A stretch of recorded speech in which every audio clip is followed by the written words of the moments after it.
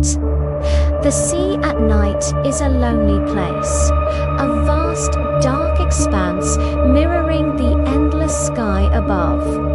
Tonight, the waves churned with a wild fury, as if the ocean itself was in a rage. A lone ship cut through the tumultuous water, and on its deck stood Zara, a vision in a scarlet dress that whipped around her in the fierce wind. The salty spray kissed her face, a cold, sharp reminder of the ocean's power. She gripped the railing, her knuckles white, lost in the mesmerizing, violent dance of the waves under the starless sky. The ship lurched, a sudden, violent shudder that tore through its steel frame. Zara's grip slipped. For a heart-stopping second, she was suspended between the deck and the abyss, her red dress a fleeting splash of color against the inky black. Then she was gone, swallowed by the cold, unforgiving sea. Panic seized her as the icy water shocked her system.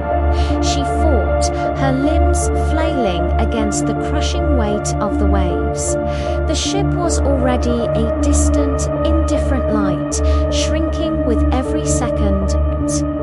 Salt water burned her throat as she gasped for air, only to be pulled under again and again. Her beautiful dress, once a symbol of life, was now a heavy shroud, dragging her down into the depths. The world was a blur of black water and white foam. Her strength was fading, her consciousness slipping away into the cold darkness. High above the storm, hidden in the churning clouds, something watched. An ancient being, a Jinn of shadow and air, his eyes glowing like embers in the night. He saw the flicker of red, the desperate struggle of the girl below it. He had witnessed countless storms, seen countless souls lost to the sea's embrace. But something about her, this fragile human fighting against an impossible force, stirred a long-dormant feeling within him. With a thought, he was no longer in the sky. He plunged into the churning ocean, a shadow cutting through the water faster than any living creature.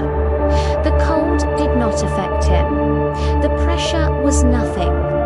He found her easily, a pale form sinking into the abyss. He wrapped his arms around her, a strange, possessive warmth against the ocean's chill. With a powerful surge, he broke the surface, carrying her limp body through the crashing waves.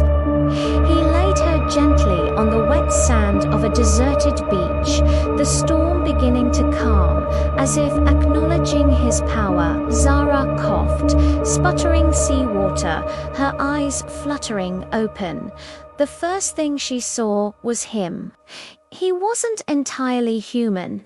His form was dark, almost made of shadow, but his eyes held an ancient, burning intelligence. Fear, sharp and primal, shot through her. She scrambled backward, away from this impossible rescuer. His voice was like the rustle of dry leaves and the rumble of distant thunder. "Do not be afraid," he said, his form solidifying. "I have saved you from the sea." Zara, trembling, pulled her soaked dress closer. "Who? What are you?" she stammered, her voice hoarse. "What I am does not matter," the Jinn replied, taking a step closer. The air around him crackled with an unseen energy. "I can grant you your life, ensure you are safe from this night. But everything has a price." "Price," she whispered, her heart hammering against her ribs. "I can save you," he declared, his voice leaving no room for argument. "But you must marry me." hands hung in the air, more shocking than the fall, more terrifying than the drowning. Marry this creature, this being of smoke and shadow. She looked from his intense, glowing eyes to the dark, empty sea. Death was behind her, and this impossible choice was before her. Tears streamed down her face, mixing with the salt of the ocean. "Please," she begged, her voice breaking. "Please, just save me. Don't hurt me." A slow, enigmatic smile touched the Jinn's lips. It wasn't a smile of warmth, but of satisfaction, of a bargain struck. "Your life is yours," he whispered, and then, as quickly as he appeared, he dissolved into a plume of black smoke that was instantly whisked away by the wind, leaving Zara alone on the cold, silent beach. The next day, Zara woke up in her own bed, the morning sun streaming through her window. It felt like a nightmare. Her clothes were dry, neatly folded on a chair. Was it real? Had she truly fallen? Had a Jinn saved her? She tried to dismiss it, to rationalize it as a fever dream brought on by the storm. She went about her day, the motions of life feeling hollow and strange. But as evening fell, the house began to feel different. A chill crept into the air that had nothing to do with the temperature. The lights in the hallway began to flicker erratically. Zara froze, her breath catching in her throat, and then she saw it. A shadow on the wall, tall and imposing, darker than any natural shadow could be. But it wasn't her own. It had a form that was both human and not. A silhouette she recognized from the beach. She screamed and ran to her room, locking the door, her back pressed against it as if she could hold back the night itself. The visitations became a nightly ritual. She would hear his voice, a low whisper that seemed to come from the walls, from the wind outside her window, from the corners of her own mind. Zara, it would call, a soft, possessive sound. At first, she was terrified.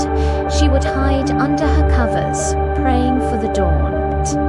She told no one, for who would believe her impossible story? But slowly, imperceptibly, something began to change. The fear didn't vanish, but it was joined by a strange curiosity. His voice was no longer just a source of terror. It was a constant presence in her lonely life. He spoke to her of things she couldn't imagine, of ancient times, of starlit deserts, of the world seen from above the clouds. He never showed himself, remaining a voice, a shadow. He was her secret, a terrifying, fascinating secret. And in the dead of night, when the world was asleep, she found herself listening for his call, her fear slowly, inexplicably transforming into a kind of fondness. She was falling for a ghost, a dream, a shadow on the wall. One night, under the light of a full, brilliant moon, a strange compulsion guided her from her house. She found herself walking, her feet knowing the way, back to the very beach where he had saved her. The sea was completely different tonight. It was calm, serene, its surface like polished silver under the moonlight. The waves lapped gently at the shore, a soft, rhythmic shushing. She stood at the water's edge, the gentle breeze playing with her hair. She wasn't afraid. She felt a sense of anticipation, of homecoming. She whispered his name into the night. A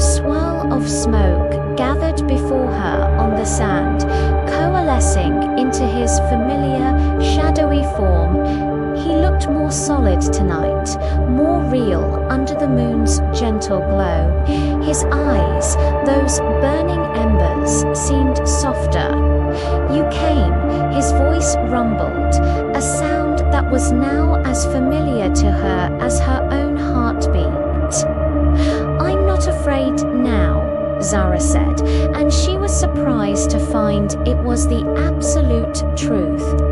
The terror had been replaced by an ache, a longing she couldn't explain. The Jinn looked at her, and for the first time, she saw not just power and possession in his gaze, but something akin to sorrow. "I know," he said softly. He reached out a hand, his fingers like wisps of smoke, and gently brushed a strand of hair from her face. His touch was cold, yet it sent a shiver of warmth through her. "I love you," he confessed, the words heavy with a timeless sadness. "But we can never be together. I am of shadow and you are of the sun. Our worlds were not meant to touch for more than a moment." Tears welled in Zara's eyes, not of fear, but of heartbreak. The terrible truth of his words settled in her soul. A bargain made in desperation, a love that had bloomed in the shadows was as impossible as the stars touching the sea. She looked away from him, out at the calm, moonlit ocean, the tears finally falling, silent and bitter. She had been saved from the water, only to be drowned in a different kind of sorrow. When she looked back, he was gone. Only a faint trace of smoke lingered in the air before it, too, vanished into the night. Zara stood alone on the beach for a long, long time. The wind picked up, whipping her dress around her, just as it had on the ship. But this time, she wasn't fighting a storm. She was just a girl, standing on the edge of the world, forever bound to the shadow who had saved her life, only to leave her with a love that could never be. Thanks for watching our story. If you were moved, please give us a like and hit that subscribe button for more tales from the shadows. We'll see you